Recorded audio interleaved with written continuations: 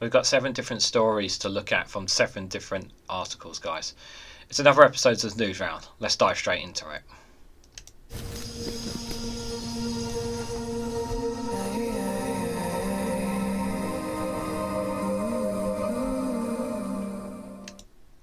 Good morning, good afternoon, good evening, wherever you are in the world. This is REGANELITE here with another episode of Newsround, episode 9. And we start with The Guardian with the headline that ministers are abandoning plans to end pollution rules for England house builders. Michael Gove has been planning to rip up EU divide schemes that forces developers to pay for offset pollution. This doesn't sound very good straight off the bat. To scrap pollution rules that are necessary. Why are we rolling back these things is my initial reaction to this. Obviously I haven't read it, but my thought is that they just want to go back on climate action, on the small little things that can make the biggest of differences, and that's kind of what I'm reading from this headline itself. Michael Gove he's an interesting character, to say the least. But there are some things that he does do. I have seen, like, some people have said that he does do some good things in government. But overall, he is pretty much like the rest of them, to be fair. But the divide scheme to force developers to pay offsets for pollution. So who's going to end up paying for it? Us, the taxpayer? Looks like that's what's going to be the case, isn't it, guys? So the plans to scrap pollution rules for house builders in England have been abandoned by the government, and Guardian understands. Politicians opposition opposition to the bill have suggested that the double by-election loss, where the sewage scandal was said to have come up on the doorstep, may have caused Prime Minister Rishi Sunak to reconsider the controversial legislation. The Levelling Up Secretary Michael Gove has been planning to rip up EU-deprived laws on nutrient neutrality that forces developers to pay for offset pollution from new development.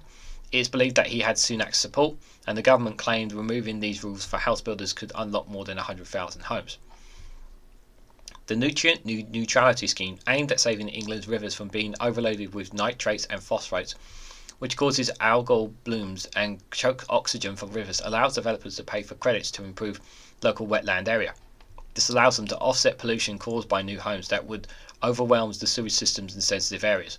The proposed new law would have allowed planning officials to ignore the extra pollution caused by sewage from new homes in sensitive areas and runoff from construction sites, with the taxpayer paying for the offset instead.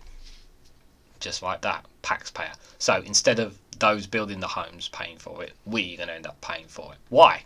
We're already paying enough as it is. Previously, the government had planned to put the bill aimed at boosting house building by taking away costs from developers into the King's Speech, but this is no longer to be the case. Gove told an event at the Conservative Party conference earlier this month that he had planned to bring a bill to scrap nutrient neutrality to the House of Commons as soon as possible, provided the Prime Minister lets me. Sunak appears to have performed a U-turn, as government sources said ministers would now find alternatives to primary legislation to unblock homes currently in breach of the nutrient neutrality rules. Ministers previously tried to dismantle the rules via an amendment to the Levelling Up bill. Because it was a last-minute addition, it did not go into the Commons and instead was voted by the Lords. The Peers delivered an astonishing defeat to the government, where they voted against the amendment, which would have forced local authorities to turn a blind eye to pollution from new developments. And how does that benefit? It doesn't benefit us. Turning the blind eye for development, and then we end up having to pay off for the cost for it, guys. It was brought over the line when Labour's Shadow Environment and Levelling Up Secretary Steve Regan and Angela Rayner declared that they would support a vote against the amendment. Reid said of the government's plan to drop the legislation from the King's Speech, if correct, this is a huge win for Labour and environmental campaign groups over this relentless and anti-nature Tory government. They could build the homes British people need without trashing nature, and if they won't, the next Labour government will. Of the decision to leave the bill out of the King's Speech, Jenny Jones, the Green peer who led the defeat in the House of Lords, said, "It's only a guess, but could losing 2 by-elections on the same day have made the government pause on their anti-environmental mission?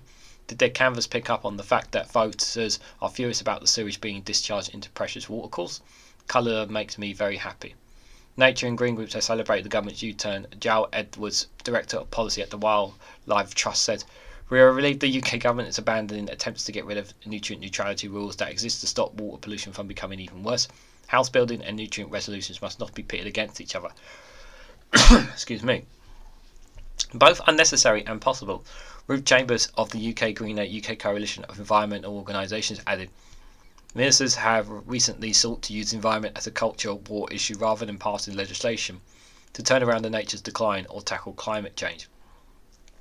It is clear that public want more protections for the environment. We hope this marks a new approach." Yeah, I hope so too. I generally hope so too. I think I just hope that another U-turn and it stays that way. We don't want more damage to the environment caused as it already is. Yes, of course, building homes is a priority, but it should not involve bulldozing Mother Nature in its entirety. It needs to be done properly. And I'm hoping that Labour have a plan to build 1.5 million homes in 5 years, and it'll be interesting to see how they approach achieving that target without detrimenting to the environment. That will be interesting to say the least. But as for right now, between now and the next general election, I just hope they don't look to scrap any more of these environmental protections that protects our wildlife and green nature. Building homes is important, don't get me wrong, but it shouldn't be at the cost of nature, guys. Next one here is from Sky News, and the headline is "Antisemitic and Islamophobic hate crime is up amid the Israeli-Hamas war," according to the Metropolitan Police. Islamic offences have risen 140% according to the force. This is a worrying trend, obviously, with regards to what's happening in the Middle East.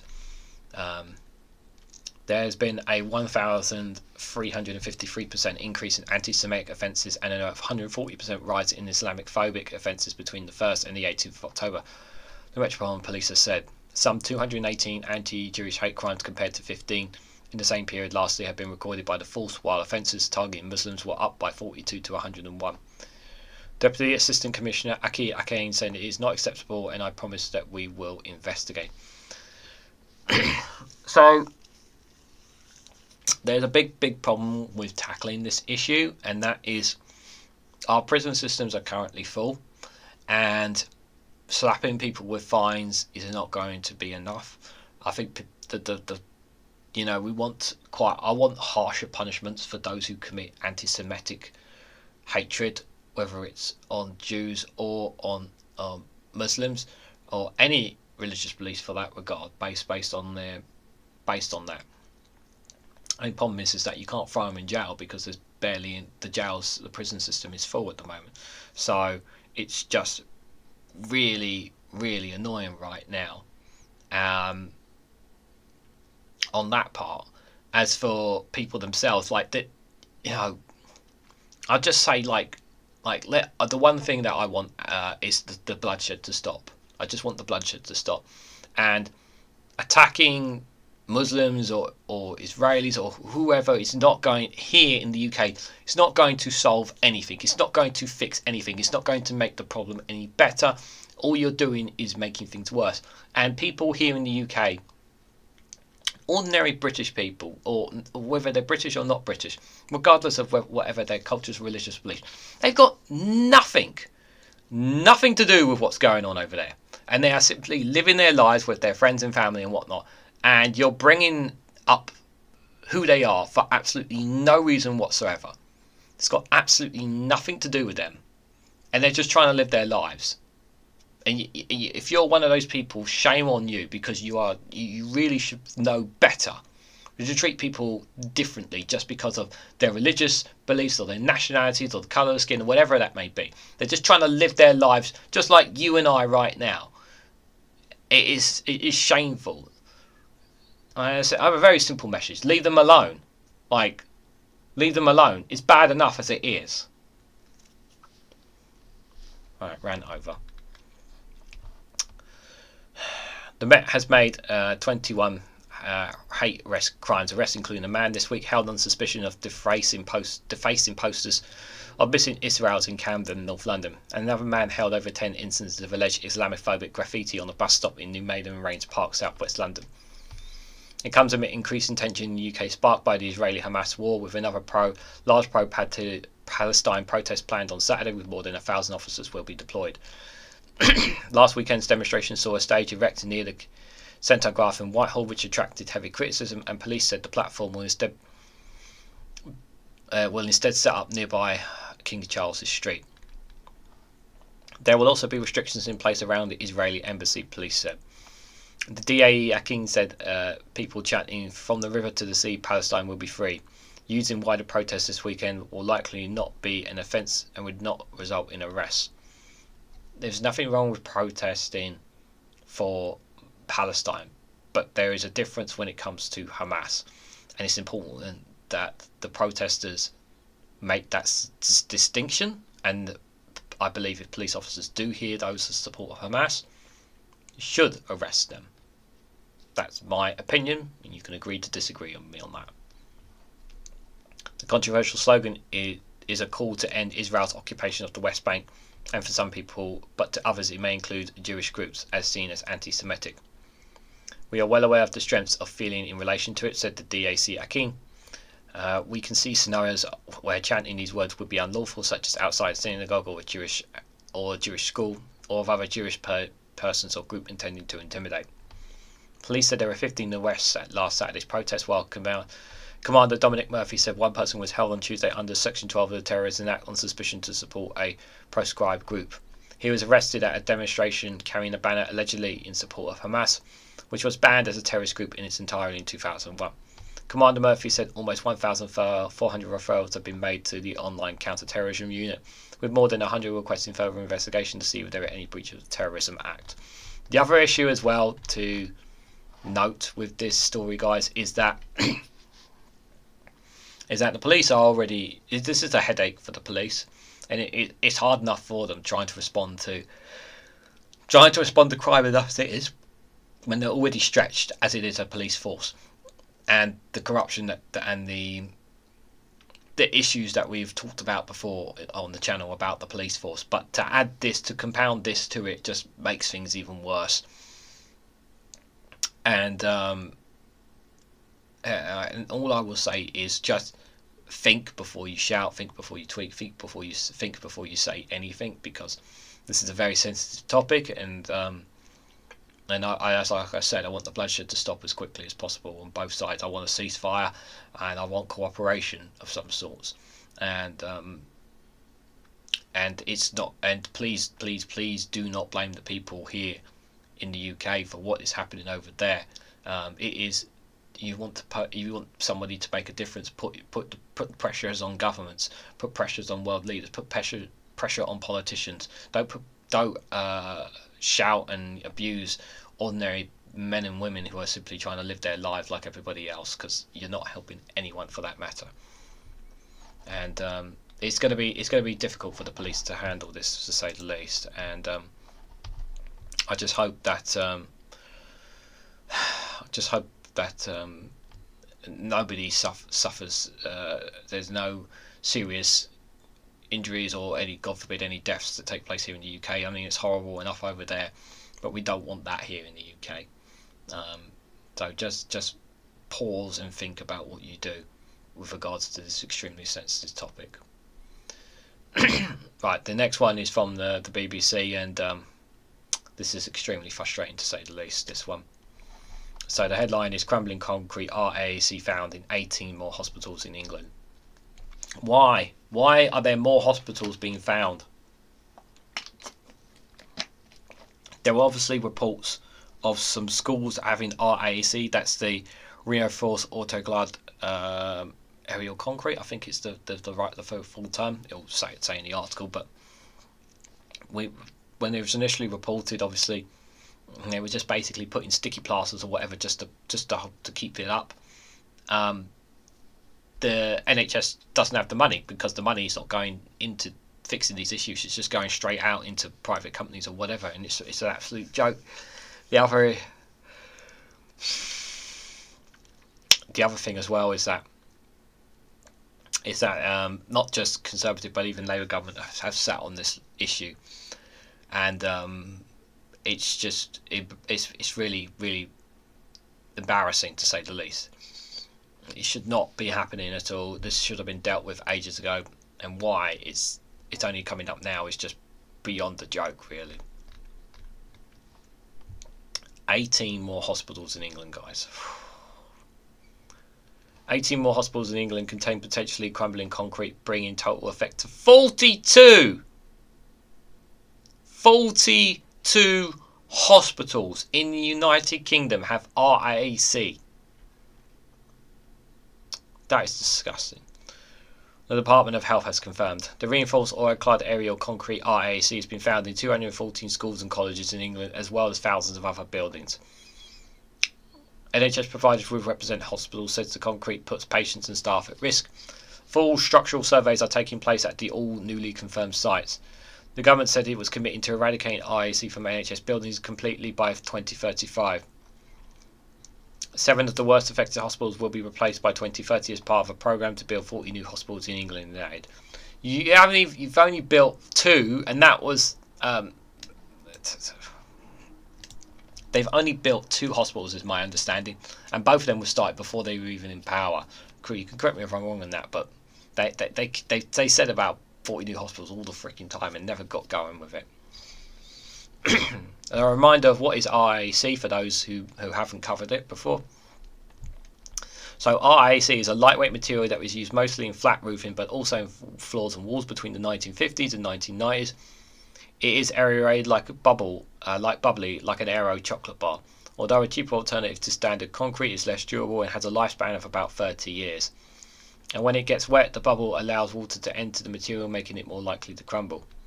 It is not clear how much of the concrete is present on each hospital site. In most cases, it is in limited parts of the building, health officials said. Sir Julian Hartley, Chief Executive of the NHS providers, said there have been fears that more of the material would be found following surveys of the NHS buildings.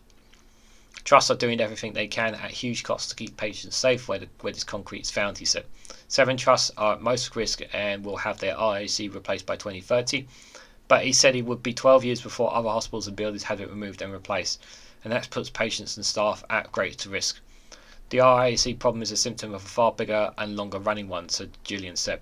The NHS has a £10 billion plus backlog of repairs as it struggles to maintain too many creaks, leakings and outdated facilities and buildings. Many trusts still need major investment or refurbishment aging buildings to tackle other risks to the health and safety of patients and staff.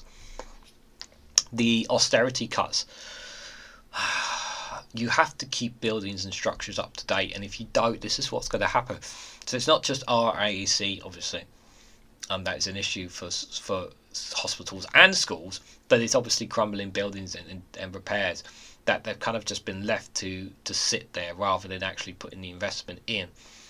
And this is a result of 13 years of austerity, of cutting back on all the funding that was needed for these things. The Department of Health and Social Care said all hospitals with confirmed RAC were included in a national programme backed by additional funding of £698 million. Where the concrete is identified, inspections and surveys will work out the level of risk. 3 sites that were previously earmarked as having RAC have got rid of the concrete and left the programme. Labour Shadow Health Secretary Wes Streeting said patients deserve to know if they were at risk from hospitals in need of urgent repairs. The Conservatives must be clear about the plan to fix the crisis. The Tories literally did not fix the roof when the sun was shining, and now patients have to make do with the crumbling hospitals for years to come. Meanwhile, a recent BBC investigation has found building works is yet to start for 33 of the 40 promised new hospitals in England. Yeah, as I just said about the hospitals, didn't I, guys? But 18 more hospitals, 42 hospitals in total. 18 more in England. It's just ridiculous. And and again, I have to put this out there, guys. It's not just Conservative, but Labour have to take ownership responsibility of this too. But there's only been 2 parties in power for that whole. There's only been 2 parties in power the whole period, and that's those 2. And both of them have just kind of sat on this issue, and rather than making sure this gets done, they've left it. And this is a consequence of it. and you'd like to think that it's going to get done. I'd hope that when Labour come into power, if they come into power, they will speed up the process, because it's affecting hospitals and it's affecting schools, and it needs to be dealt with as soon as possible. It really, really does. It's a major issue. We can't have kids' educations affected. We can't have people's lives affected. People who are trying to get the health care that they need affected by this. It needs to be addressed as soon as possible. This next one is exclusive from iNews, guys. Don't forget, while you're here, if you can, hit the like button, it'd be greatly appreciated. And if you can, share across social media platforms. And if you're not a subscriber, subscribe and hit the bell notification icon, so you'll be notified of when I go live. Although it hasn't been working lately, I've been told by people, but it does support and help out the YouTube, algorithm. The next one here is from iNews, guys. The headline that nearly 20,000 drivers are fined up to £80 for not taxing their vehicles despite not owing any money. This is exclusive from iNews, guys. Driving campaigners have said that the issue of these fines seemed like needless bureaucracy and has called for the money to be refunded. Trying to get my head around this headline, guys. 20,000 drivers have been fined up to £80 for not taxing their vehicles, despite not owning any money. So how is this happening? Is the question. So nearly 20,000 drivers have been hit with fines for not taxing their vehicles this year, despite none of them owing any tax. All vehicles besides those that are kept off road have to be taxed or licensed each year, but some, such as certain electric vehicles and older cars made before 1983, attract a zero rate, meaning the drivers do not actually owe any money. And data obtained from the Driver and Vehicle Licensing Agency, the DVLA, showed that up until the start of September this year, 18,625 vehicle keepers were hit with fines, known as licensing penalties, despite their vehicles attracting a zero rate. The figures obtained by the via the Freedom of Information request showed that 32,943 of the fines, which are £80 but reduced to £40 if repaid within 28 days, were issued last year, along with 32,627 the year before. Driving campaigners had said that the issue of these fines seems like needless bureaucracy and has called for the money to be refunded. But the DVLA said it needed drivers to tax their vehicles to ensure records were accurate. Brian Gregory, Policy Director of the Alliance of British Drivers, said, "This sounds like another way of parting hard-working people with their money. Where is the justification for fining people if they don't owe anything to DVLA? The DVLA should refund this money. It seems like needless bureaucracy." It does feel like needless bureaucracy to me. It doesn't feel right at all. Jack Cousin, head of road policy at the AA, said that some of the drivers but mistakenly thought that they did not need to tax their vehicle simply because they did not owe any money. But he said that going through the process of taxing a vehicle was a quick and simple process. Vehicle tax, sometimes referred to as car tax or vehicle exercise duty, varies in cost, with some vehicles attracting no fees and others, particularly heavy emitters of carbon dioxide, have to pay more than £2,500. The only way around taxing the vehicle is to register it as an off-road by getting a statutory off-the-road notification, the SORN, which means that you cannot drive it and you must be kept in a garage or other off-road locations. You can tax a vehicle online or do so by phoning the DVLA, and the agency will send you reminders via post in the lead up to your tax being due. Drivers can also sign up to the online reminders too. A DVLA spokesperson said all vehicles used or kept on the road must be taxed by law, including vehicles where no duty is payable. This ensures the information we hold on to our records is accurate and helps police should they need to trace or contact the keeper. It also helps aid safety recalls. I think this is more down to messaging than anything. Like, is this are people who buying cars and that, are they not being informed? Are they not being informed about them needing to tax their vehicles? I think that's the question they need to be when it comes to this story here.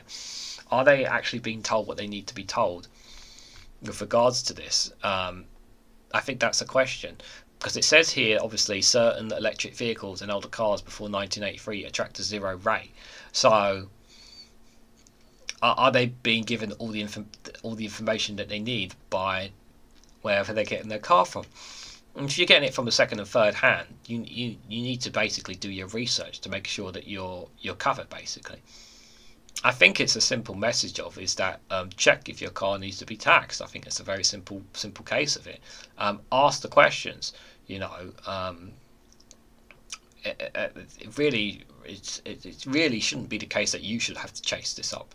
It should be the case that they should be telling you need to make sure you tax your vehicle. I think that's kind of like the message that I have of it. But it does say here that obviously certain electric cars don't need to be taxed. Well, which ones are they? Can you know, the specifics and details that drivers need to know is very important. You know, it's not right that people have been taxed when they don't actually need to pay the tax. And I think that's a major issue, that's for sure.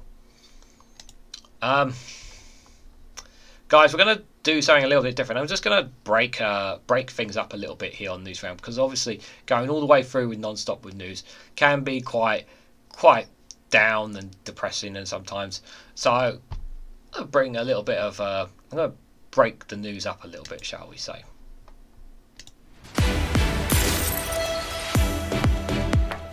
Welcome to Broken News. An inquiry held by the UK government, which has been investigating extensive corruption at the heart of UK government, has found the UK government is not corrupt. The UK government hopes the report, which was initiated by the UK government after fierce criticism of the UK government by everyone apart from the UK government, will restore faith in the UK government. Our reporter has more. For years, there have been accusations of major and widespread corruption in UK government. And the UK government has been climbing the perceived corruption index faster than don't forget to write a good joke here. But there's relief after this new report from the UK government found that the UK government is definitely not corrupt. The report authors, the UK government, found that using elected power to siphon public money to rich friends, lobbying for powerful companies while holding a highly paid consultation job there, and trying to change the rules so mates don't get banged up for fingering interns are, in the words of this report, absolutely fine actually, mate.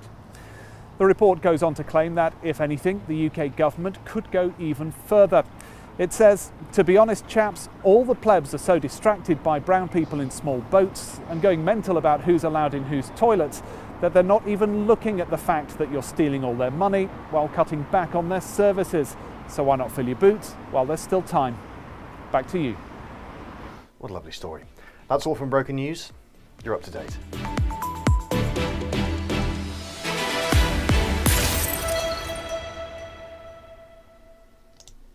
Be sure to check out Larry and Paul. Fantastic stuff on their YouTube channel. They really do some wonderful stuff there. Very good one there. The government is not corrupt, issued by the government, the same government. Pretty self-explanatory, isn't it, really, guys? So the next story we have, guys, is from The Independent. I just want to make sure I've got it on the right one here. This one's from The Independent here with the headline that Starmer wins backing of billionaire BlackRock chief, and he offers hope to British politics. Larry Fink, one of the world's most influential financiers, says Labour's leader has shown real strength. BlackRock are one of the most powerful companies on the planet. They have their hands in pretty much all the... You can if you look at, I've looked at this actually.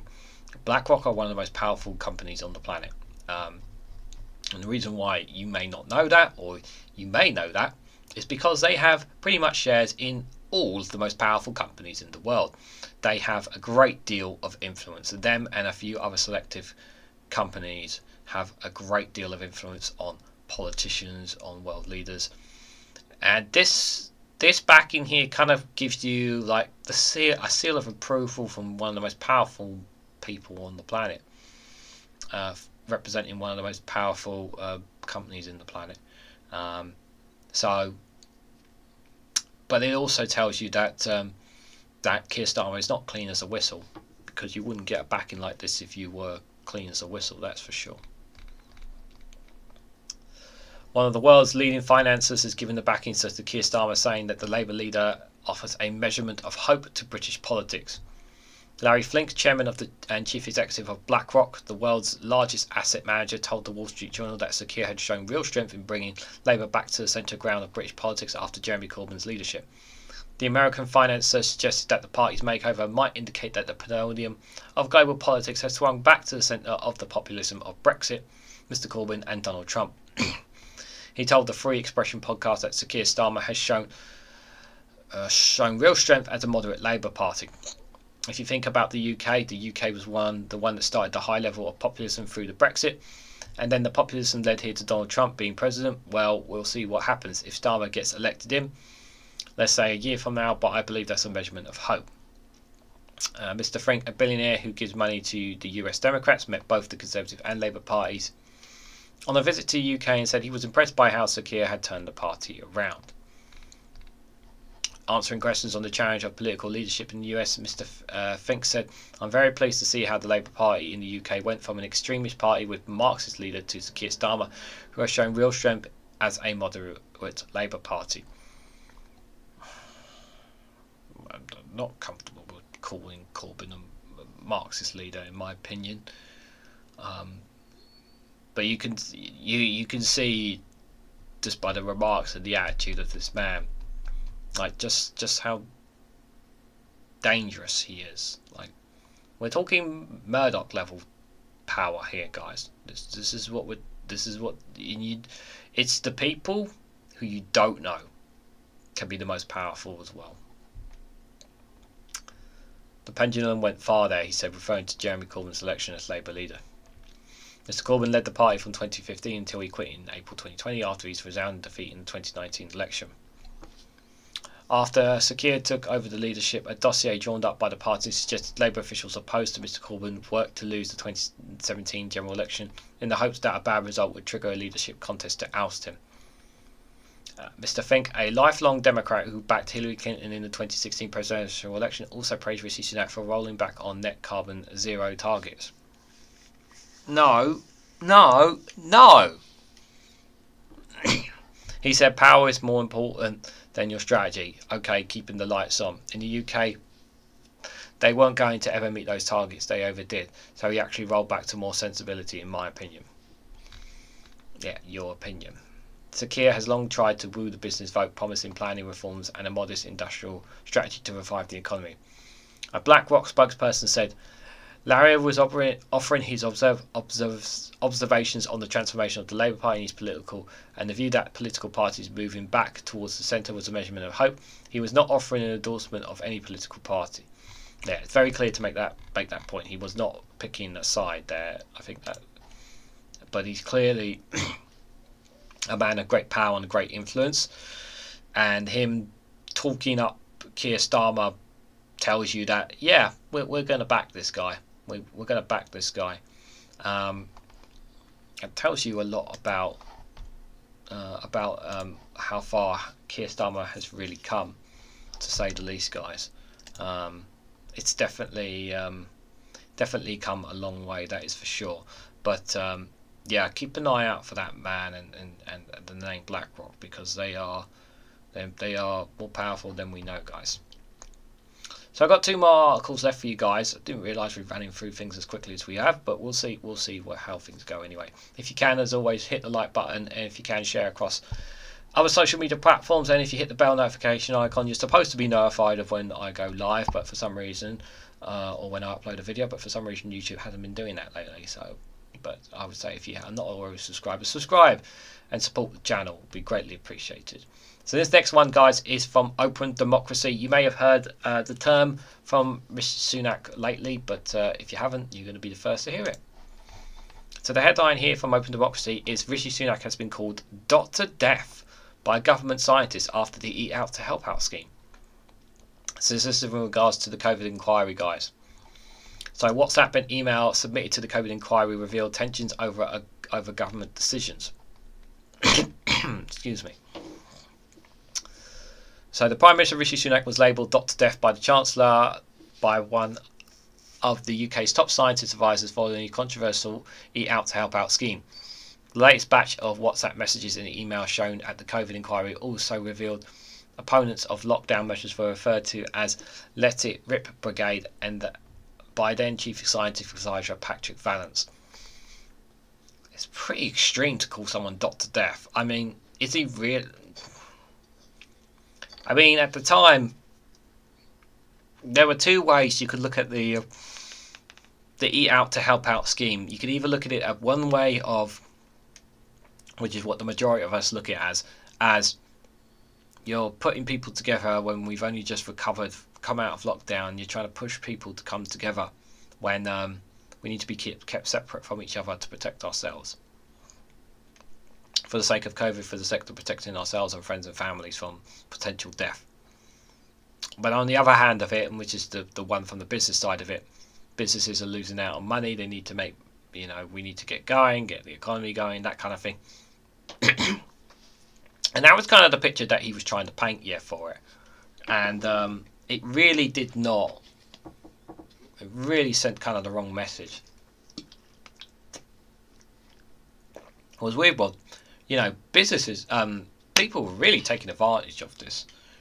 They were really taking advantage of this, and businesses did well out. I think businesses did well, but but it also spreaded COVID as well. So there was a catch-22. So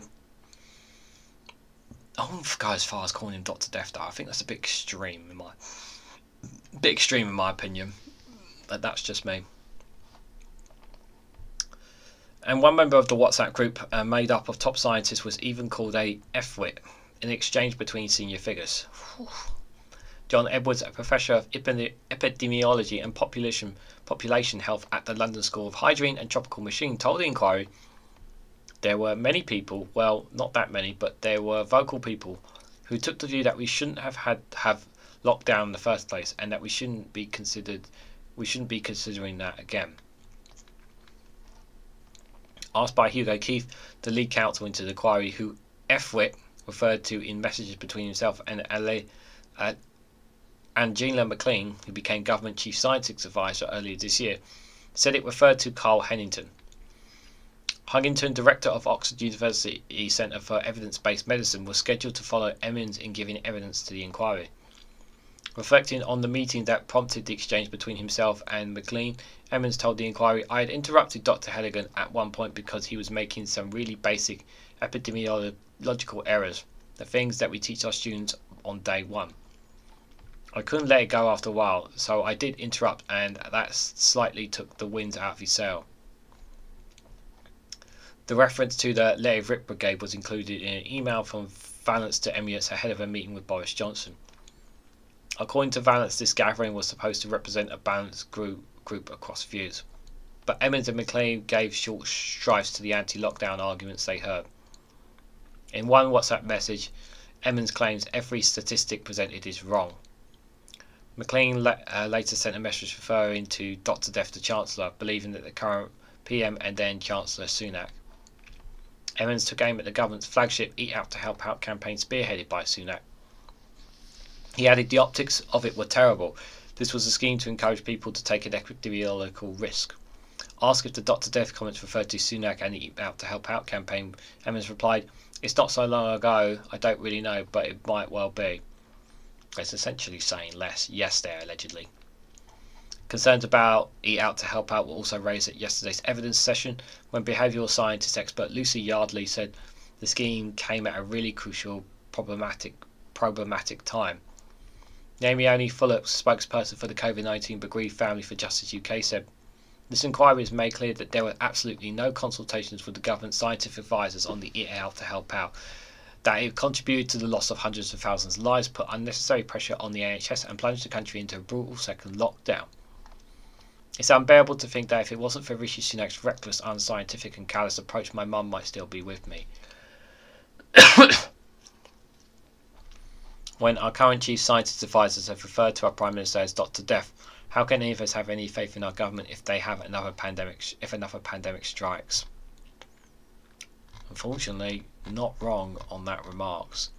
As I said about the Eat Out to Help Out scheme, it was a two sides to it, in my view, and obviously you can agree to disagree on it, but there was one side, obviously, which the vast majority of us was on, was that this was not necessary. This was a case of this was not necessary. We didn't need this. We are still recovering, coming out of the first lockdown. Let's make sure we keep the ship steady and not do anything stupid, and should be playing it as safe as possible.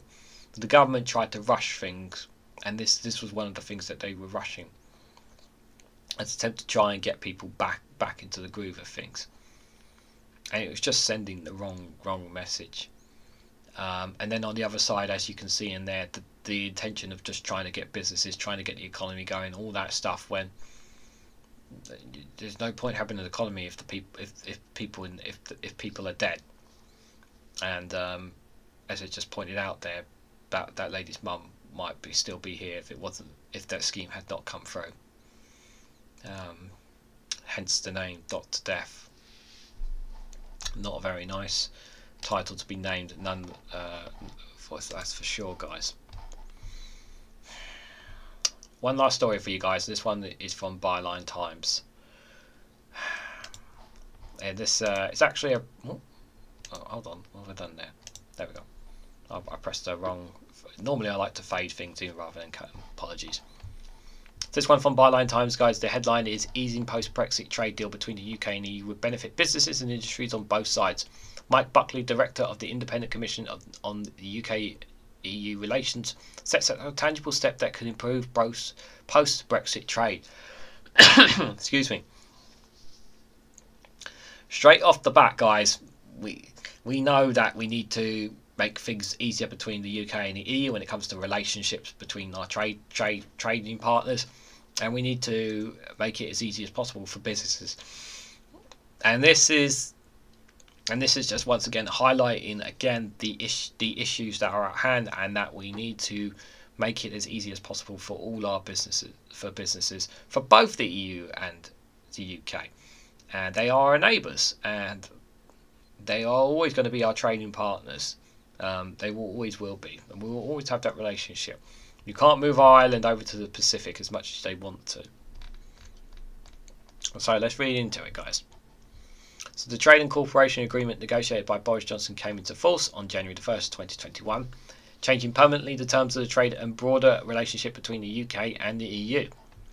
Johnson hailed this agreement as a comprehensive Canada-style free trade deal between the UK and the EU, a deal that would protect jobs across the country, a deal that would allow UK goods and components to be sold without tariffs and without the quota in the EU market, a deal which, if anything, would allow our companies and our exporters to do even more business with our European friends. And it was obvious to anyone acquainted with the basic legal and practical reliance of trade that this assessment was overstated and merely inaccurate. The damage caused no less consequential because of his familiarity. Jobs have been lost and exports are made harder, and key imports needed for supply chains are more expensive and difficult to source. Rules of origin requirements, particularly difficult for SMEs to administer, means tariffs are reality for many of our exports to the EU despite the zero tariff headline. As a result of those tariffs and the extended regulatory checks to which many UK goods exported are now subject, the UK is doing less business with Europe, with our European friends, than it would have done had the UK continued to take part in the single market or customs union. This cuts GDP, making businesses and industries less profitable, and in some cases, including many SMEs, unprofitable and hence untenable. And what do you think that led to, people? So it did. There are analyses out there. It had led to increase in trade of non-EU countries. It did force businesses to look at non-EU countries as opposed to European ones. It also meant that many businesses moved to Northern Ireland as well, or just packed up and left the UK altogether to move to Europe and just basically move their business there, basically to avoid all this red tape. As for businesses moving to Northern Ireland, the benefit of moving to Northern Ireland is because Northern Ireland has access to both the UK and EU markets. There henceforth that was it's a win if you set up a business there, because then you get to trade with both sides. So it's a win-win for. So it's quite a boom for Northern Ireland in that regard, into the deal that they got. But in terms of trading with non-EU countries as opposed to trading with the EU country, It costs a lot more money, and it's not easy for some businesses to trade with the likes of America. Some are used to it, some are not. And obviously trading with countries halfway around the world costs a hell of a lot of money to go from one side to another, from the likes of Australia, Canada, Japan, China, India, those parts of the world. You know, and we're talking about on the other side of the globe here, as opposed to European nations that are literally just next door to us, and we are still trading with them, but obviously we're not trading as much as we used to because of the red tape, and it's costing us, and it's costing EU businesses, and it's not benefiting anyone. We have yet to see the benefits of this, and people were told we would be better off, and we're not. So where are the benefits? I'm still waiting to hear the benefits of it. Johnson promised that the opportunity to set our own standards to initiate in the way that we want to organise a new framework for the sectors in which this country leads the world would compromise for loss EU trade has, as many expected, proving false. Our reason is that for exporting businesses to what is for the foreseeable future will remain our largest and most secure overseas market. It makes no sense to manufacture goods or components to anything other than the EU standards. In addition, the fact that in order to preserve the open border with Ireland, Northern Ireland under the Windsor Framework remains in essence subject to EU regulation in the areas of goods, combined with the need to avoid creating barriers to the Northern Ireland GB trade. Military militions against divergence between standards applicable in Great Britain and the EU standards applicable in Northern Ireland. These direct results in Johnson's chosen form of departure from the EU are by now well rehearsed. The political choices of 2016-2020 were made and cannot be unmade. Lost trade cannot be recouped. Closed SMEs or large businesses cannot be brought back to life. Yeah, businesses have gone under. People have lost jobs as a result of Brexit. But the condemnation of our papers is that the government of the UK and EU should they wish, agree changes to the TCA, which, if implemented, would greatly ease trade between the two to the benefit of businesses and industries on both sides. Doing this means admitting that the Johnson dream of a major regulatory divergence in product standards is dead, whereas he has not provided export markets wishing to import goods made to UK-specific standards. Exporting businesses have, in almost all cases, been admirably opposed to divergence, keenly aware of the increased costs and complexities they would impose, and of the additional threats they could impose on their ability to export to our largest trading partners. Instead, alignment to EU standards will provide a surer foundation for businesses to plan, produce, export and grow, but only if parted with the introduction of legal structures of enforcement and interpretation that would allow the EU to be confident that, when importing goods from Great Britain, wherever those goods arrive in Calais or Belfast, that there is no need to verify their compliance with those standards. Exactly. If you take away that, make it easier, simpler. The easier and the simpler it is, the better it is for businesses, the easier it is for trade. You know, we just want to make it as easy as possible. Alignment would therefore open the door to agreeing to the EU modifications of the TCA that removes or at least substantially reduces regulatory barriers thrown up by the Johnson deal, and reduce the remaining impact of the Windsor Framework on the GB Northern Ireland trade. The report sets out a number of tangible steps towards achieving this goal on trade through products, easing customs and VAT barriers. Outside the customs union of origin are the inevitable barrier which particularly hits small businesses. Nonetheless, modest change can make a significant difference to the UK businesses and industries and more broadly to the UK GDP. Rules of origin will remain an issue, but one thing that can be dealt with bilaterally between the UK and EU to both sides' benefit. The current argument over rules of origin requirements on electric vehicles, for example, excuse me, should be resolved to avoid a dramatic cut in production. Failure to do so could increase the price of UK electric cars by 10% or more. With parts crossing borders as part of a complex supply chain, that would mean £6,000 on the price of UK's most popular electric vehicles. The Tesla Model Y, the EU said it will apply rules loosely by 2024, but this falls short of the 3-year grace period that has been asked for by the sector. Yeah, it's we've been asking too much, to be fair. The other problem is that we have been kicking the can down the road. Well, in particular, the British Conservative government have been kicking the can down the road when it comes to setting up export barriers on our side of it, and they keep dodging taking ownership and responsibility for their actions. In the absence of a wider agreement, such arguments will incur, in addition to the changes set out in our paper. The UK and the EU should conclude a wider agreement on the rules of origin to enable greater collaboration and trade, particularly when it is so clearly linked to a wider priorities such as essential shift to net zero. There are no guarantees that the changes we suggest are negotiable with the EU, not least because the EU, as well as the UK, may be under new political leadership by the end of 2024. If negotiations do begin, many other issues will be on the table. Progress will depend on the geopolitical context, which, as recent events highlighted, is all too impossible to predict. But given the importance of economic growth to all parties planned for the UK, the fact that progress may be difficult and that success cannot be guaranteed is no excuse for not attempting it. Mike Buckley is the director of the Independent Commission of the UK-EU Relations. He is standing to be the Labour parliamentary candidate in mid-Cheshire. Interesting, to say the least. Telling us, well, kind of all what we already, to be fair, know about the damages, obviously, of the United Kingdom, and I've spoken, obviously, in the mid thoughts there about my feelings. But I would say is that we need to continue